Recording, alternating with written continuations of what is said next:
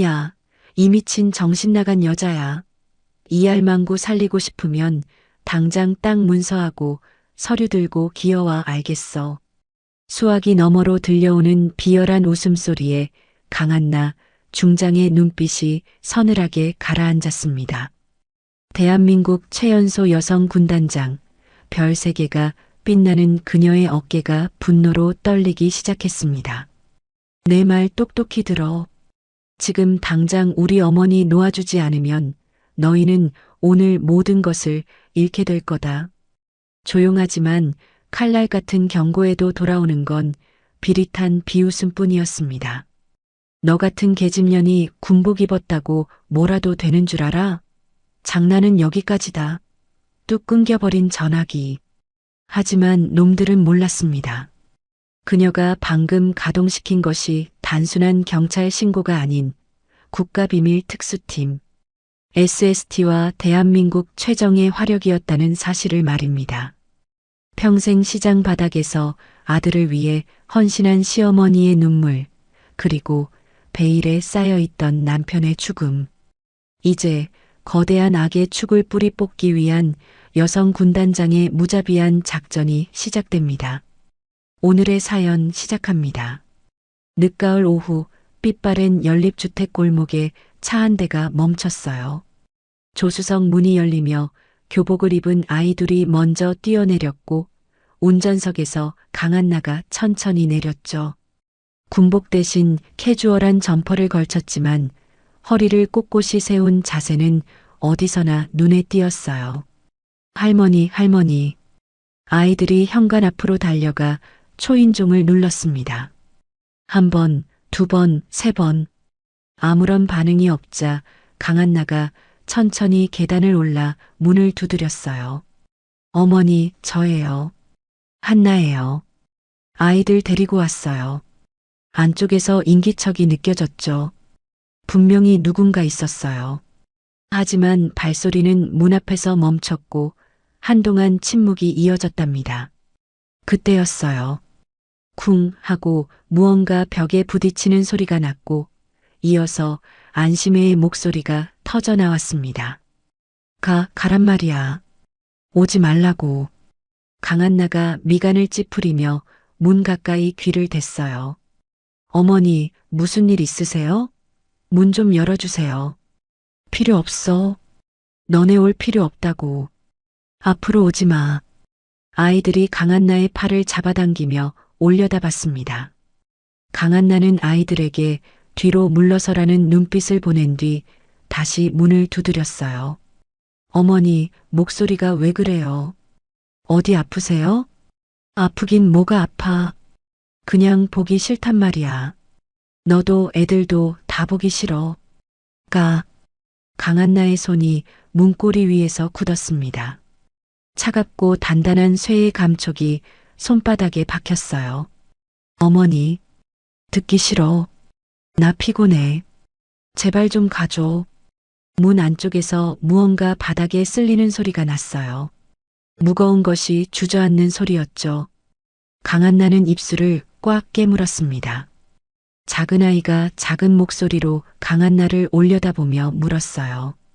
엄마, 할머니 왜 저래? 강한나는 아무 말도 하지 못했어요.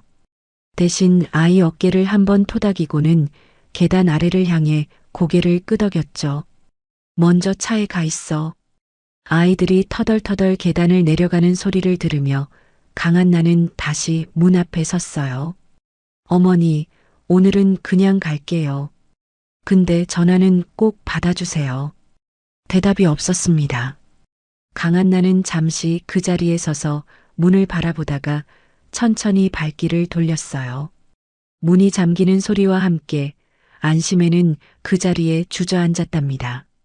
무릎이 먼저 꺾이고 등이 문짝에 기댔어요. 손에는 구겨진 종이 한 장이 쥐어져 있었죠. 병원 서식지였어요. 의사가 형광펜으로 쭉 그어놓은 줄 아래 안심혜의 이름과 진단 내용이 적혀 있었습니다. 안심혜는 그 종이를 가슴 쪽으로 끌어안았어요. 다른 손으로는 낡은 액자를 쥐었죠. 환하게 웃고 있는 남자의 사진. 흰 가운을 입고 두꺼운 안경을 쓰고 카메라를 향해 엄지를 치켜든 모습, 최고남이었습니다. 안심에는 눈을 질끈 감았어요. 소리를 내지 않으려고 입술을 깨물었지만 어깨가 먼저 무너졌죠. 등이 들썩이고 가느다란 울음이 새어나왔어요. 고남아. 액자를 양손으로 감싸쥐며 안심에는 이마를 유리 위에 댔습니다. 엄마가 내 뒤를 쫓아가면 한나가 또 울잖아. 애들이 또 울잖아. 흘러내리는 눈물이 액자 유리 위로 떨어졌어요. 짐은 안 될 거야. 엄마가 짐은 절대 안 돼. 3년 전 봄 안심혜의 집으로 군인 2명이 찾아왔습니다. 안심혜는 그날도 새벽같이 일어나 시장에 나갔다가 막 돌아온 참이었어요. 장화를 벗으려고 현관에 쪼그리고 앉은 안심혜에게 군인들이 깍듯이 고개를 숙였죠. 어머님, 드릴 말씀이 있어서요. 안심혜는 그 목소리를 듣는 순간 장화끈을 잡은 채 굳었어요. 고남이한테 무슨 일 생겼어요? 군인들은 서로 눈을 마주치며 잠깐 침묵했습니다. 연구소에서 사고가 있었어요. 최고남 박사님이. 안심혜가 자리에서 벌떡 일어났어요. 어디 있어요?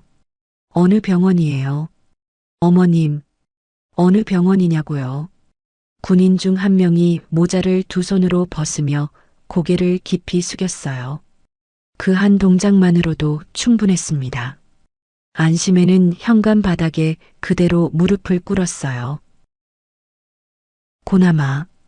군이 내린 결론은 간단했어요. 실험 중 취급 부주의로 인한 폭발, 본인 과실, 사건 종결. 안심혜는 그 결론을 받아들이지 않았습니다. 밤새 고남이가 보내온 문자들을 읽고 또 읽었어요. 사고 전날 밤 마지막으로 온 문자는 짧았죠. 엄마, 이번 연구 잘 마무리되면 같이 제주도 가자. 부주의할 사람이 아니었어요. 꼼꼼하고 조심스럽고 누구보다 자기 일을 아끼는 사람이었습니다. 안심혜는 시장 좌판 위에 채소를 늘어놓으며 탄원서를 준비했어요. 봉지에 돈을 받아 넣으면서도 머릿속으로는 서류 문구를 다듬었죠. 국회의원 사무소 앞에서 비를 맞으며 기다린 적도 있고 국방부 민원실 앞에서 반나절을 서 있은 적도 있었습니다. 아무도 들어주지 않았어요. 그리고 지난주 병원에서 결과지를 받아든 안심혜는 한동안 의자에서 일어나지 못했죠. 의사가 조심스럽게 안심혜의 맞은편에 앉으며 말했어요.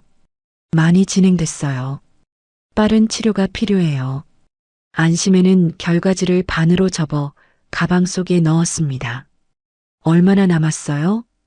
의사가 볼펜 끝으로 책상을 툭툭 두드리며 대답을 망설였어요.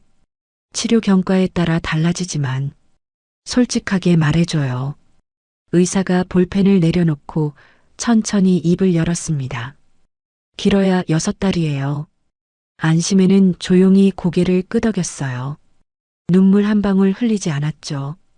대신 가방끈을 두 손으로 꽉 쥐었습니다. 병원 문을 나서는 안심혜의 발걸음은 흔들리지 않았어요.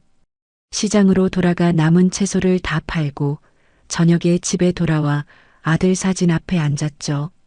그리고 최고남의 사진을 손끝으로 천천히 쓸어내리며 낮은 목소리로 말했습니다. 고남아, 엄마가 탄원서는 못 끝냈네. 안심혜의 손이 아들 사진 위에서 멈췄어요. 근데 내 억울함은 엄마가 꼭 풀어줄게. 꼭. 이른 아침 시장 골목에 생선 비린내와 김치 냄새가 뒤섞였어요. 좌판마다 상인들이 목청을 높이고 좁은 통로를 손님들이 오가며 시장은 제 나름의 리듬으로 돌아가고 있었죠. 안심혜는 새벽같이 나와 배추와 물을 쌓아 올리고 있었습니다. 아직 해가 다 뜬지 않은 시간인데도 안심혜의 손은 쉬지 않았어요. 그때 시장 입구 쪽에서 웅성거리는 소리가 번졌습니다. 상인들이 하나둘 고개를 들었어요. 검은 점퍼를 맞춰 입은 사내 넷이 양옆으로 벌려서며 걸어왔고 그 가운데 고장남이 걸어 들어왔죠. 50줄에 접어든 남자였어요. 머리는 짧게 밀었고 목에는 굵은 금목걸이가 걸려 있었죠. 상인연합회장이라는 명함을 달고 다녔지만 시장 사람들 중 그 명함을 고지곳대로 믿는 사람은 없었습니다. 고장남이 안심회의 좌판 앞에 멈췄어요. 부하 하나가 서류 봉투를 꺼내 좌판 위에 탁 내려놓으며 말했습니다. 심혜 씨 회장님이 직접 오셨어요. 영광인 줄 아세요. 안심회는 시선도 주지 않고 배추를 다듬었어요. 팔 거 없어요. 고장남이 안심회 맞은편에 쭈그려 앉으며 낮게 웃었습니다. 심혜 씨, 내가 몇 번을 왔어요. 서류 한 장만 도장 찍으면 되는데. 못 찍어요. 왜요? 돈도 드린다는데. 안심회가 손을 멈추고 고장남을 똑바로 바라봤어요. 내 집이에요. 내 터전이고 거기 내 아들 흔적이 남아 있어요. 그게 무슨 돈이랑 맞바꿔지는 게 아니에요. 고장남이 천천히 일어서며 서류 봉투를 다시 들었어요. 그리고 안심해 좌판 위에 놓인 배추 하나를 집어들었다가 바닥에 떨어뜨렸죠. 심혜 씨, 좋게 끝낼 수 있는데. 떨어진 거 주어요. 고장남이 멈췄습니다. 뭐라고요? 바닥에 떨어뜨린 거 주우라고요. 고장남의 눈이 가늘어졌어요. 부하들이 서로 눈치를 살폈죠. 고장남은 잠시 안심회를 내려다보다가 낮게 목소리를 깔았습니다. 심혜 씨, 나를 너무 우습게 보는 거 아니에요. 안심회는 대답하지 않고 바닥에 배추를 직접 집어 좌판 위에 올렸어요. 다음에 또 오면 그때는 내가 경찰 부를 거예요. 고장남이 코웃음을 치며 몸을 돌렸습니다. 두고 봐요. 고장남 일행이 골목을 빠져나가는 것을 지켜보며 옆 좌판의 상인이 안심혜에게 바짝 붙었어요. 심혜 씨, 괜찮아요. 저 사람 보통 사람이 아닌데. 안심혜는 천천히 숨을 내쉬며 배추를 다시 정리했습니다. 알아요. 그날 저녁이었어요. 시장 문을 닫고 안심혜가 짐을 챙겨 골목을 나섰을 때 사방은 이미 어둑어둑했죠. 가로등 하나가 깜빡이다 꺼지는 골목 끝에서 발소리가 다가왔습니다. 안심혜가 걸음을 멈추기도 전에 양옆에서 사내들이 팔을 잡아당겼어요. 나요. 이거 나. 안심혜가 몸을 비틀었지만 소용없었죠. 사내들은 안심혜를 골목 끝에 세워둔 승합차 안으로 밀어 넣었습니다. 차 문이 쾅 닫혔어요. 조수석에서 고장남이 뒤를 돌아봤습니다.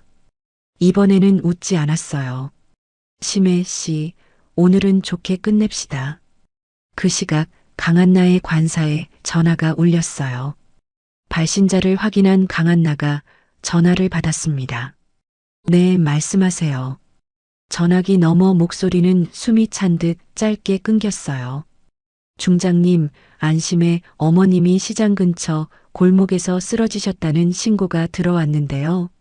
지금 병원으로 옮겨졌는데 어느 병원이에요? 강한나는 전화를 끊기도 전에 이미 일어나 있었습니다. 병원 응급실 복도는 밝고 차가운 형광등 빛으로 가득했어요. 강한나가 복도를 빠르게 걸어 들어오자 담당 의사가 마주 나왔죠. 강한나가 먼저 입을 열었습니다. 어머니 상태가 어때요? 의사가 차트를 내려다보다 천천히 강한나를 바라봤어요. 일단 지금 상태는 안정됐어요. 그런데요? 의사가 입술을 한번 닫았다가 열었습니다. 보호자분이시죠? 사실 오늘 이전부터 어머님 몸 상태가 좋지 않으셨어요. 오늘 쓰러지신 것도 그것과 무관하지 않고요. 강한나가 의사를 똑바로 봤어요. 어디가 안 좋은 건가요? 의사가 잠깐 말을 골랐습니다. 췌장 쪽에 문제가 있어요. 꽤 많이 진행된 상태예요. 어머님이 병원에 오신 적이 있으셨는데 가족한테 알리지 말라고 하셨더라고요. 강한나의 손이 의사가 온 소매 근처에서 멈췄어요. 아무 말도 나오지 않았죠. 남은 시간이 얼마나요? 의사가 고개를 낮췄습니다. 넉넉하지 않아요. 강한나는 복도 창문 쪽으로 고개를 돌렸어요. 어두운 유리창에 강한나의 얼굴이 비쳤습니다. 군복깃 위로 세 개의 별이 차가운 형광등 빛을 받아 반짝였어요. 강한나는 천천히 눈을 감았습니다. 병실 문 너머로 안심애가 좁은 침대 위에 누워 천장을 바라보고 있었어요. 창백한 손이 이불 위에 가지런히 놓여 있었는데 그 손 위에 반지 하나가 끼워져 있었죠. 강한나가 며칠 전 직접 손가락에 끼워준 가족 반지였습니다. 안심애는 그 반지를 엄지로 천천히 돌리며 눈을 감았어요. 병원을 나선 강한나는 곧장 안심애의 집으로 향했어요. 늦은 밤 좁은 골목 끝에 자리한 안심애의 집은 불이 꺼진 채 조용했죠. 강한나는 관리인에게 연락해 열쇠를 받아 현관문을 열었습니다. 불을 켜자 낡은 거실이 드러났어요. 벽에는 최고남의 사진이 여러 장 붙어 있었고 낮은 서랍장 위에는 작은 향로와 물 한 잔이 놓여 있었죠. 강한나는 잠시 그 사진들을 바라보다가 천천히 안으로 들어섰습니다. 부엌 한쪽 낡은 찬장 뒤에 종이 박스 하나가 숨겨져 있었어요. 강한나가 박스를 꺼내 바닥에 내려놓고 뚜껑을 열었습니다. 안에는 서류 묶음이 가득했어요. 국방부 민원 접수증, 손으로 직접 쓴 탄원서 초안, 사건 당시 신문 스크랩. 안심애가 3년 동안 혼자 모아온 것들이었죠. 강한나는 한 장씩 넘겼어요. 그러다 손이 멈췄습니다. 봉투 하나가 나왔는데 겉면에 글씨가 굵게 박혀 있었어요. 더 이상 건드리면 며느리도 없어진다.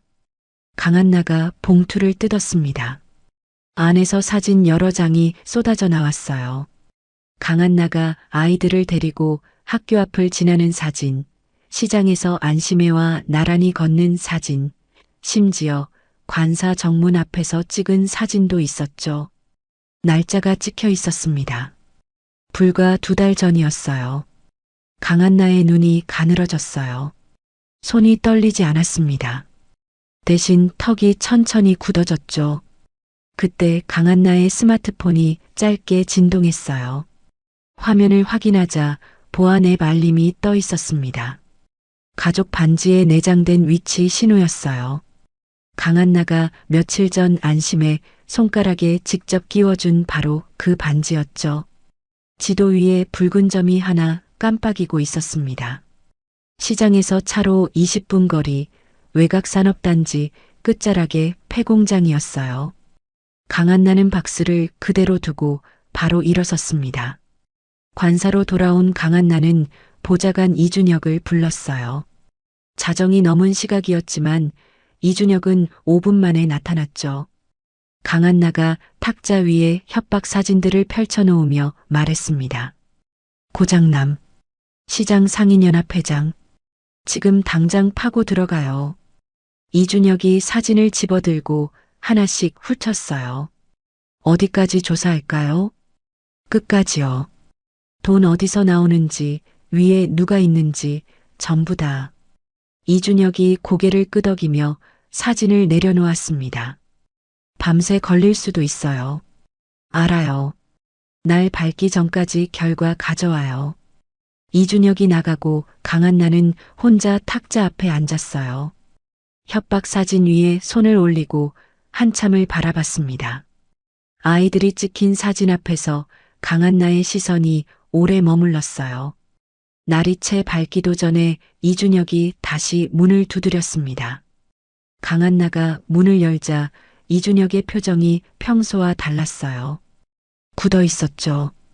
들어와요. 이준혁이 들어와 탁자 위에 출력물 묶음을 올렸어요. 고장남, 단순한 사람이 아니에요. 강한나가 자리에 앉으며 출력물을 당겼습니다. 말해봐요. 이준혁이 묶음 위 첫 장을 손가락으로 짚으며 말했어요.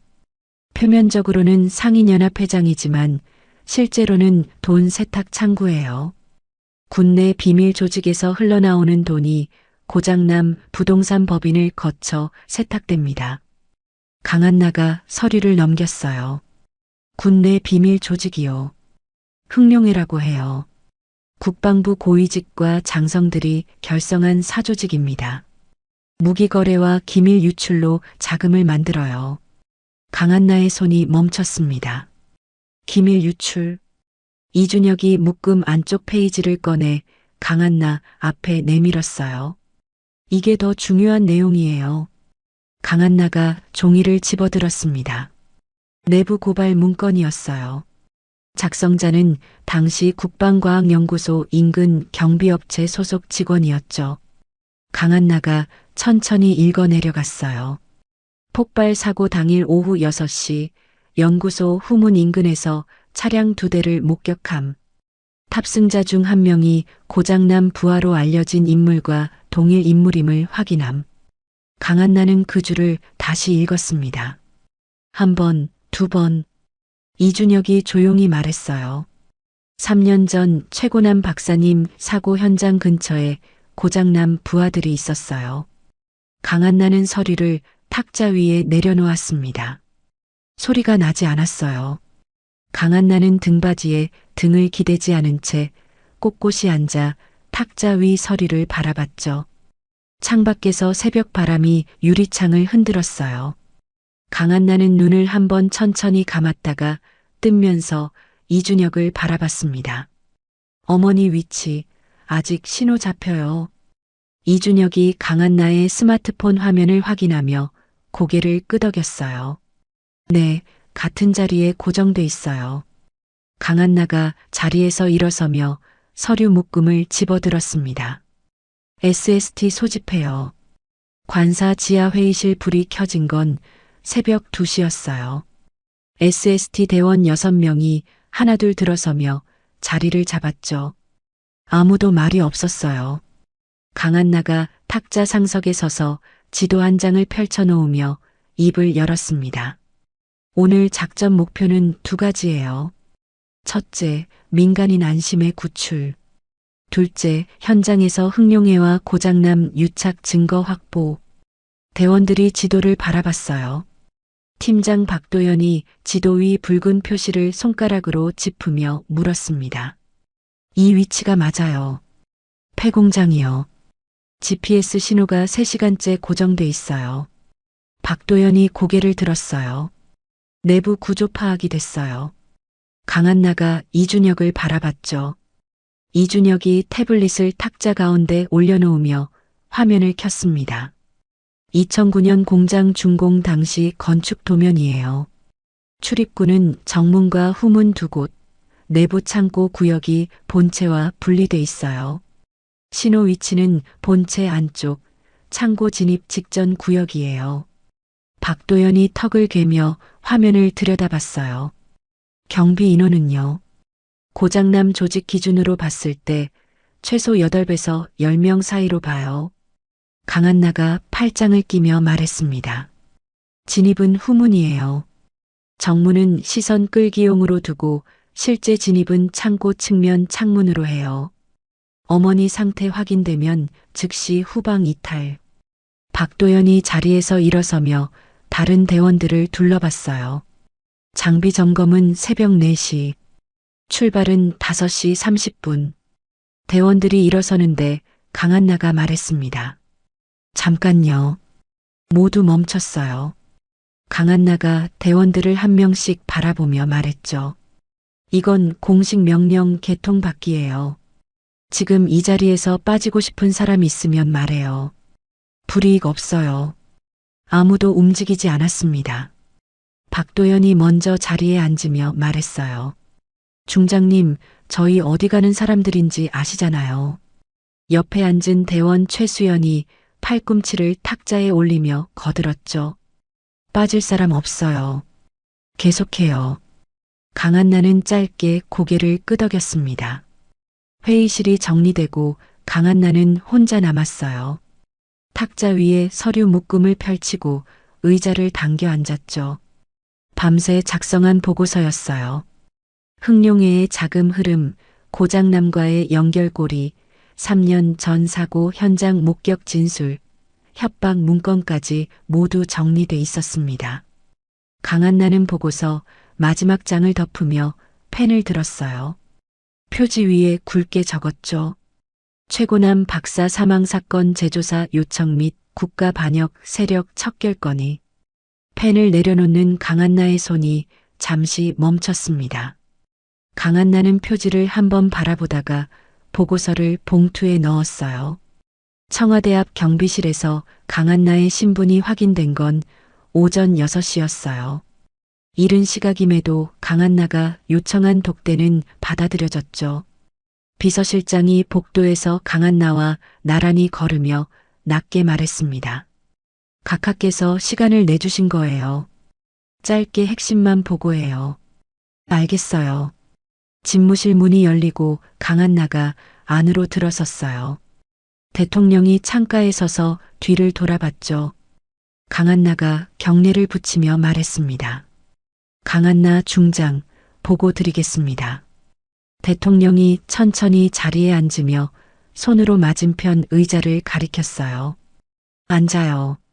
강한나가 자리에 앉자마자 봉투를 탁자 위에 올렸어요. 대통령이 봉투를 집어 내용물을 꺼냈죠. 잠시 정적이 흘렀습니다. 대통령이 서류를 넘기며 말했어요. 3년 전 연구소 폭발 사고. 네. 사고가 아니에요. 계획된 살인이에요. 대통령이 서류에서 눈을 들었습니다. 흑룡회. 국방부 차관급 이상이 포함된 사조직이에요.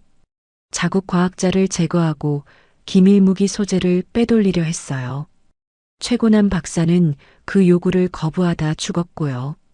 대통령이 서류를 탁자 위에 내려놓으며 강한나를 바라봤어요. 최고남 박사가 당신 남편이죠. 네. 그래도 이 보고서 믿어요. 강한나가 대통령을 똑바로 바라봤습니다. 감정으로 쓴 게 아니에요. 증거로 쓴 거예요. 대통령이 잠시 시선을 창밖으로 돌렸다가 다시 강한나에게로 가져왔어요. 원하는 게 뭐예요? 강한나가 대답했습니다. 정권이요. 작전명 태양 구출, 고장남 조직 현행범 체포, 현장 증거 확보, 흑룡의 일망타진까지 모두 제 지휘 아래 진행하고 싶어요. 대통령이 잠시 말이 없었어요. 창밖으로 아침 햇살이 들어오기 시작했죠. 증거 가져올 수 있어요. 강한나가 주저없이 말했습니다. 가져와요. 대통령이 비서실장을 향해 고개를 돌렸어요. 군 통신망이랑 위성 감시망 전부 강 중장 지휘로 넘겨요. 비서실장이 고개를 숙였습니다. 강한나가 일어서며 다시 경례를 붙였어요. 대통령이 강한나를 바라보며 말했죠. 남편 원통함 꼭 풀어요. 강한나는 짧게 고개를 숙였습니다. 그리고 집무실 문을 나서며 스마트폰을 꺼내 박도연에게 전화를 걸었어요. 도연 씨, 출발해요. 폐공장 안은 곰팡이 냄새와 녹슨 쇠 냄새가 섞여 있었어요. 천장 한쪽이 내려앉아 새벽 공기가 스며들었고 바닥에는 깨진 유리와 낡은 기계 부품들이 흩어져 있었죠. 그 한가운데 낡은 나무 의자에 안심해가 묶여 있었습니다. 손목을 묶은 밧줄이 붉게 파고들었고 입술 한쪽이 터져 있었어요. 고장남이 안심의 앞에 서서 서류 봉투를 펼쳐 탁자 위에 탁 내려놓았습니다. 심혜 씨, 이제 그만합시다. 도장 하나면 끝나요. 안심혜가 고개를 들어 고장남을 바라봤어요. 눈에 겁이 없었죠. 못 찍어요. 고장남이 혀를 차며 뒤를 돌아봤습니다.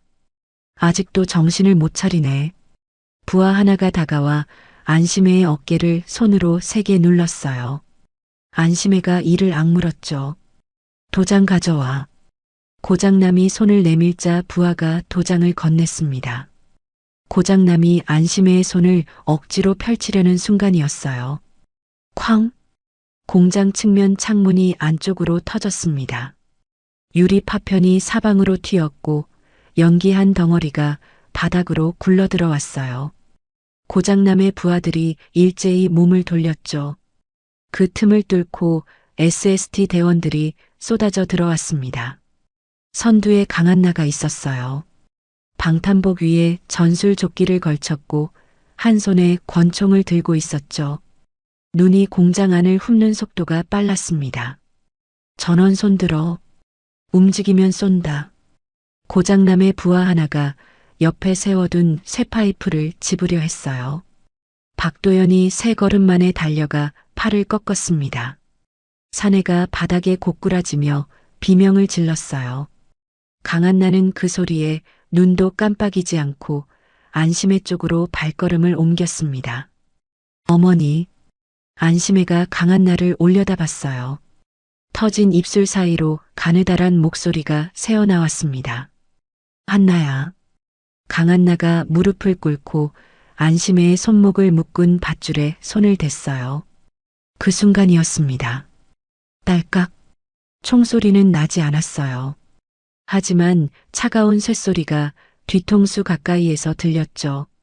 강한나가 천천히 고개를 들었습니다. 고장남이 강한나 뒤 두 걸음 거리에서 총구를 들이밀고 있었어요. 손이 떨리지 않았죠. 중장님, 이제 어떻게 할 거예요? 고장남이 입꼬리를 올리며 말했습니다. 여기서 이렇게 끝나면 중장님도 나랑 같이 끝나는 거예요. 알죠? 강한나는 일어서지 않았어요. 안심혜의 밧줄에 댄 손을 그대로 유지했죠. 그리고 낮고 또렷하게 말했습니다. 고장남 씨, 지금 당신 등 뒤 창문에 저격수가 조준하고 있어요. 고장남이 코웃음을 쳤어요. 협박해요, 지금. 확인해보고 싶으면 해봐요. 고장남의 눈이 잠깐 흔들렸습니다. 총구가 미세하게 기울었어요.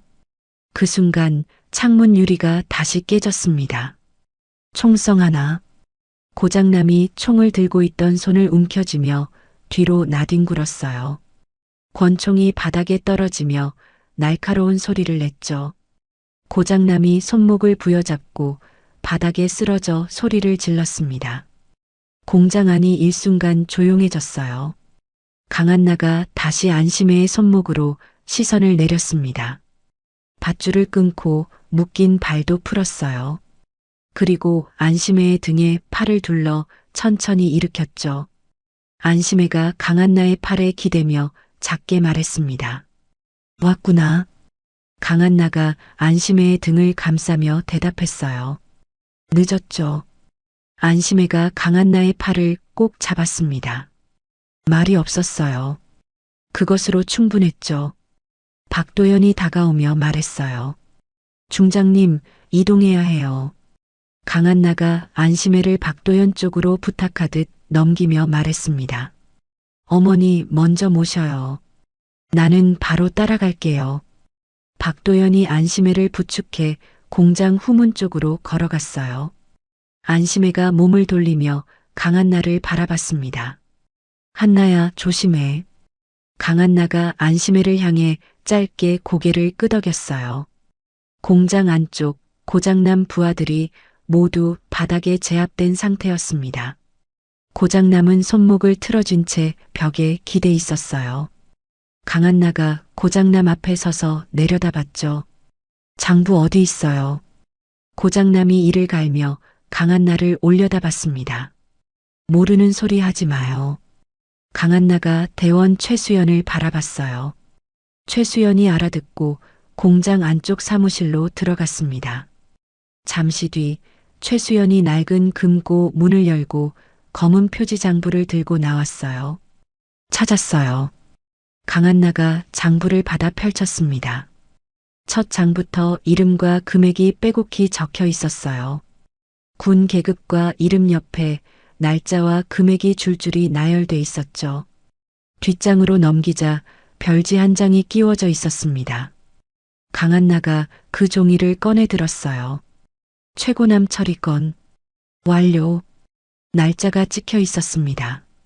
3년 전 봄이었어요. 강한나는 그 종이를 오래 바라봤습니다. 눈이 흔들리지 않았어요. 숨도 고르게 유지됐죠. 하지만 장부를 쥔 손끝에 하얗게 핏기가 빠졌습니다. 강한나가 장부를 덮으며 최수연에게 건넸어요.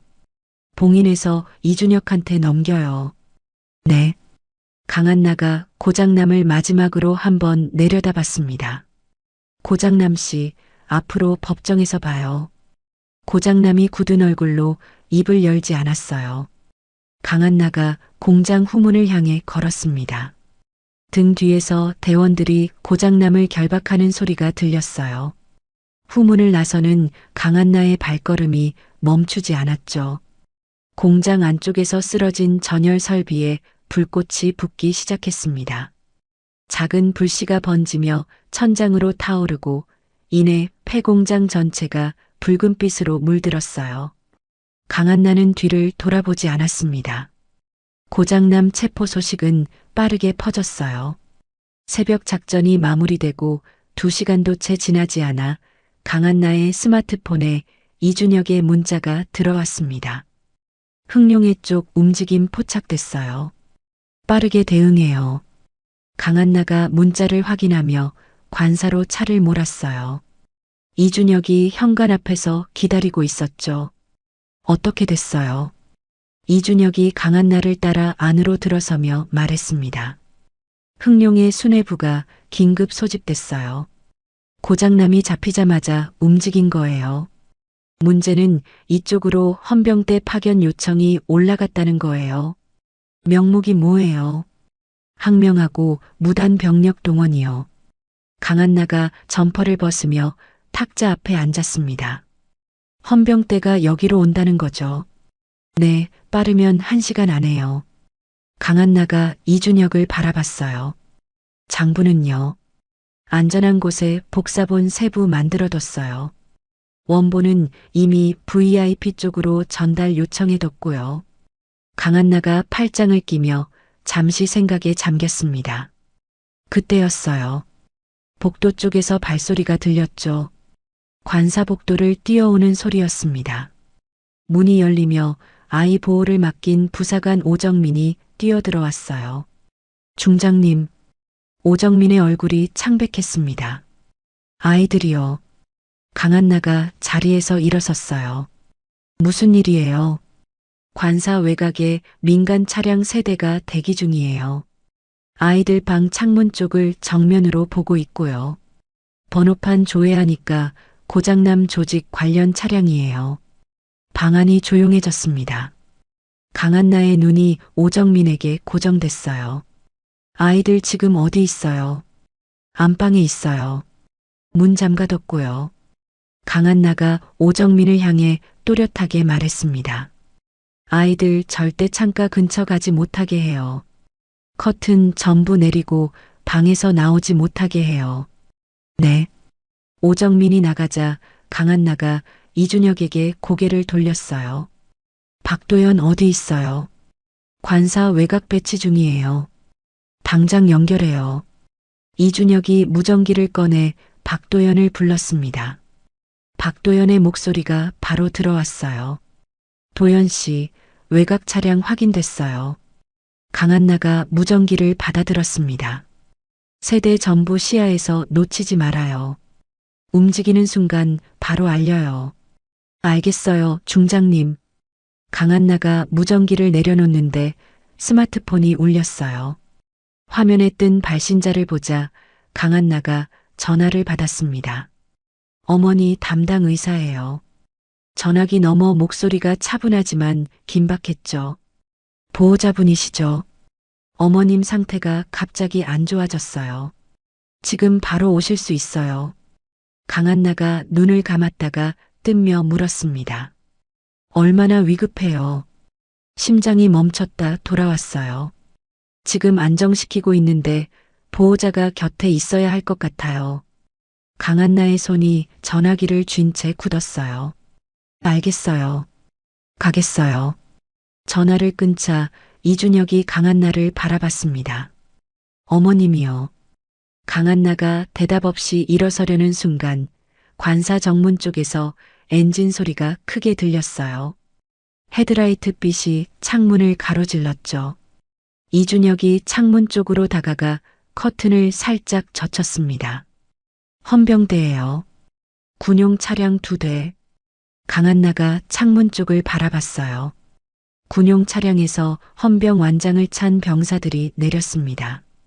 선두의 헌병대장 윤기섭 대령이 서류를 들고 걸어오고 있었죠.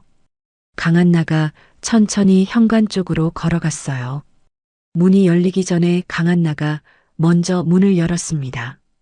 윤기섭이 걸음을 멈추며 강한나를 바라봤어요. 강한나 중장님 명에 따라 신병 확보하러 왔습니다.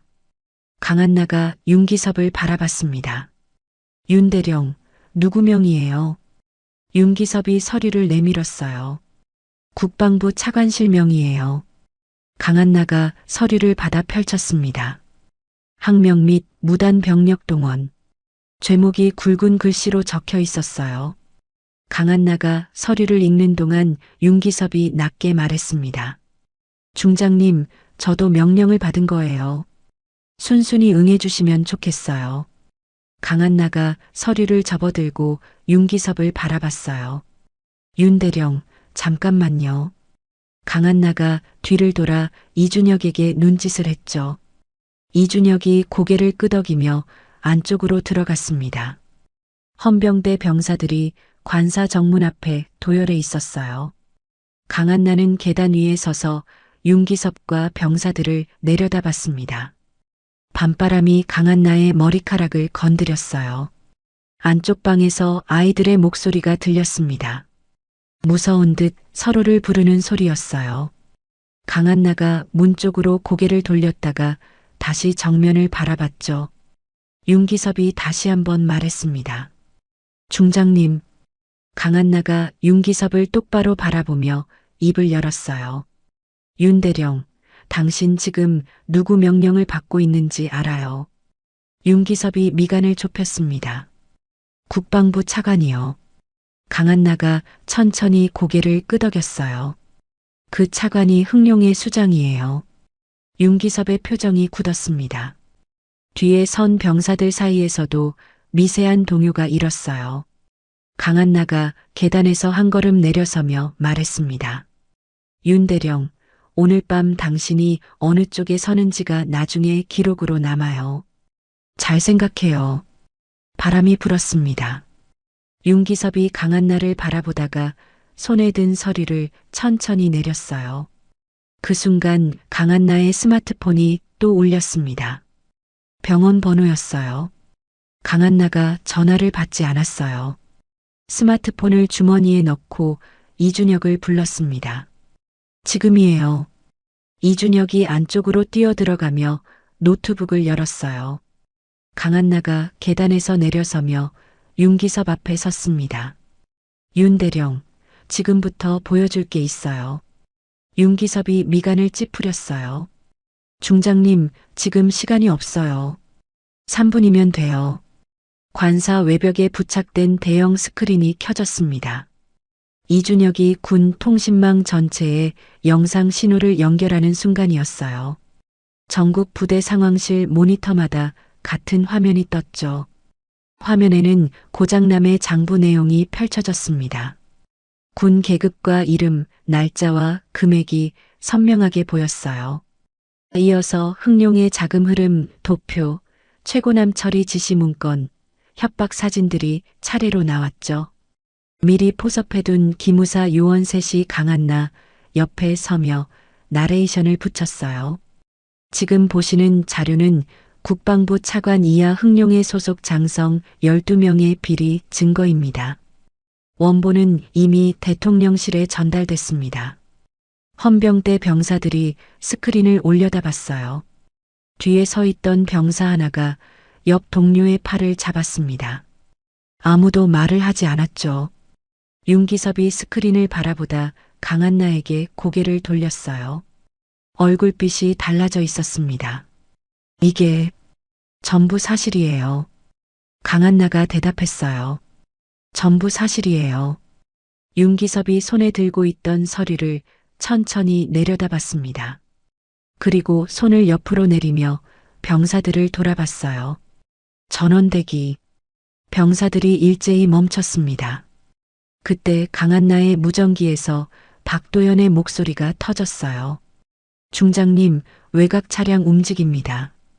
관사 쪽으로 이동해요. 강한나가 무전기를 들며 말했습니다. 막아요. 전원 제압. 알겠어요. 무전기 너머로 짧은 충돌음이 들렸어요. 엔진 소리, 급브레이크 소리, 이어서 고함 소리가 섞였죠. 강한나가 관사 외곽 쪽을 바라봤습니다. 3분이 채 걸리지 않았어요. 박도연이 다시 무전을 보냈습니다. 차량 3대 전부 제압했어요. 탑승자 6명 전원 확보. 아이들은요? 이상 없어요. 강한나가 숨을 내쉬었습니다. 그리고 윤기섭을 바라봤어요. 윤대령, 지금 국방부 차관이 어디 있는지 알아요. 윤기섭이 잠시 굳어 있다가 무전기를 들었습니다. 본부 상황실에서 대기 중이에요. 지금 바로 신병 확보해요. 도주하기 전에. 윤기섭이 강한나를 한번 바라보더니 무전기에 입을 댔어요. 1중대 국방부 차관실로 즉각 이동. 차관 신병 확보해. 무전 너머 대답이 바로 돌아왔습니다. 강한나가 관사 안으로 뛰어들어갔어요. 아이들 방 문을 열자 두 아이가 침대 위에 붙어 앉아 있었습니다. 강한나를 보자마자 작은 아이가 달려와 강한나의 허리를 껴안았어요. 엄마. 강한나가 아이를 꼭 안았습니다. 괜찮아. 다 끝났어. 큰아이가 눈가를 닦으며 강한나를 올려다봤어요. 할머니는요? 강한나의 가슴이 내려앉았습니다. 강한나가 큰아이의 머리를 한번 쓸어주며 오정민을 불렀어요. 아이들 잘 부탁해요. 네, 중장님. 강한나가 관사를 나섰습니다. 주차된 차에 오르며 시동을 걸었어요. 병원까지 거리를 머릿속으로 계산했죠. 그 사이 스마트폰이 다시 울렸습니다. 이번엔 받았어요. 지금 가고 있어요. 담당 의사의 목소리가 들렸습니다. 어머님이 의식은 있어요. 계속 뭔가를 찾는 것 같아요. 강한나가 엑셀을 밟으며 말했어요. 제가 찾는 거예요. 조금만요. 병원 복도는 밝고 조용했습니다. 강한나가 병실 문을 열었을 때 안심에는 눈을 뜬 채 천장을 바라보고 있었어요. 산소 호흡기가 코 아래 걸려 있었고 손등에 주삿바늘이 꽂혀 있었죠. 강한나가 침대 옆 의자를 당겨 앉으며 안심애의 손을 두 손으로 감쌌습니다. 어머니. 안심애가 천천히 고개를 돌렸어요. 눈이 강한나에게 닿자 입술이 달싹였습니다. 한나야. 고남이 아빠는. 강한나가 안심애의 손을 더 꽉 쥐었어요. 어머니, 이제 다 끝났어요. 안심애의 눈이 느리게 깜빡였습니다. 다 끝났어요. 고장남 잡혔고 흥룡에도 오늘 밤 다 잡혔어요. 고남이 아빠 억울함 이제 풀렸어요. 안심애의 눈끝이 젖었습니다. 말이 나오지 않는 듯 입술만 움직였어요. 강한나가 안심애의 손등 위로 몸을 숙이며 말했죠. 어머니가 꼭 풀어주겠다고 했잖아요. 어머니가 다 한 거예요. 안심애의 손가락이 강한나의 손을 천천히 잡았습니다. 힘이 없었지만 놓지 않았어요. 창문 너머로 새벽빛이 번지고 있었습니다. 어둠이 걷히며 하늘이 조금씩 밝아졌어요. 병실 안은 조용했습니다. 강한나가 안심애의 손을 잡은 채 눈을 감지 않았어요. 안심애도 눈을 감지 않았죠. 두 사람은 그렇게 새벽이 오는 것을 함께 바라봤습니다. 봄이 왔어요. 국립묘지 입구에서 벚꽃이 피기 시작했고 하늘은 맑고 높았습니다. 잘 정돈된 묘역 한쪽에 새 비석이 세워졌어요. 대한민국 국가 순직자 최고남 박사. 비석 앞에 강한나가 섰습니다. 아이들이 양옆에 서 있었고 안심애가 강한나의 팔을 잡고 나란히 섰어요. 안심애의 손에는 작은 국화 한 다발이 들려 있었습니다. 안심애가 비석 앞에 천천히 무릎을 꿇었어요. 꽃을 내려놓고 두 손을 모았죠. 입술이 움직였지만 소리는 나지 않았습니다. 강한나가 안심애 옆에 함께 무릎을 꿇었어요. 아이들도 따라 앉았습니다. 한참이 지나 안심애가 비석을 손바닥으로 천천히 쓸었어요. 차갑고 단단한 돌의 감촉이 손에 닿았죠. 고남아, 이제 됐다. 바람이 불었습니다. 벚꽃잎이 비석 앞에 몇 장 내려앉았어요. 시장 자리에 공사가 시작된 건 그 이후였습니다.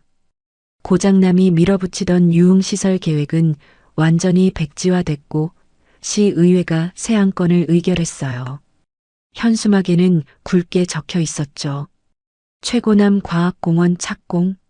착공식 날 안심애는 예전 좌판이 있던 자리에 서서 한참을 바라봤습니다. 강한나가 옆에 서며 말했어요. 어때요, 어머니? 안심애가 잠시 말이 없었습니다. 그러다 짧게 말했어요. 잘 됐네. 안심애의 목소리는 낮고 담담했습니다. 하지만 눈가에 잔주름이 깊어졌어요. 강한나가 안심애의 손을 꼭 쥐었습니다. 그해 여름 안심애는 강한나의 관사로 들어왔어요. 처음 며칠은 아무 말 없이 방 안에만 있었죠. 강한나는 억지로 끌어내려 하지 않았습니다. 어느 저녁 강한나가 부엌에서 밥을 하고 있을 때 안심애가 슬그머니 나왔어요. 강한나 옆에 서더니 아무 말 없이 냉장고를 열었습니다. 채소칸에서 애호박 하나를 꺼내 도마 위에 올렸어요. 그리고 칼을 집어들었죠. 강한나가 곁눈질로 바라봤습니다. 어머니, 그냥 앉아 계세요. 안심애가 대답 없이 애호박을 썰었어요. 이거 썰 줄 몰라요. 강한나가 잠깐 멈추다가 웃음을 삼켰습니다. 어머니가 도와주시면 더 맛있게 되겠죠. 안심애가 대답 대신 썰기를 계속했어요.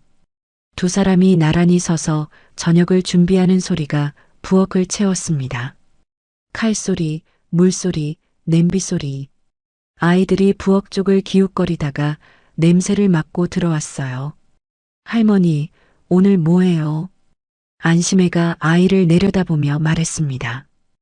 호박전이야. 나가 있어. 저도 도울게요. 어린애가 뭘 도와. 나가. 아이가 입을 삐죽이며 나가자 강한나가 안심애를 바라봤어요. 안심애가 프라이팬에 기름을 두르며 말했습니다. 한나야. 네. 고맙다.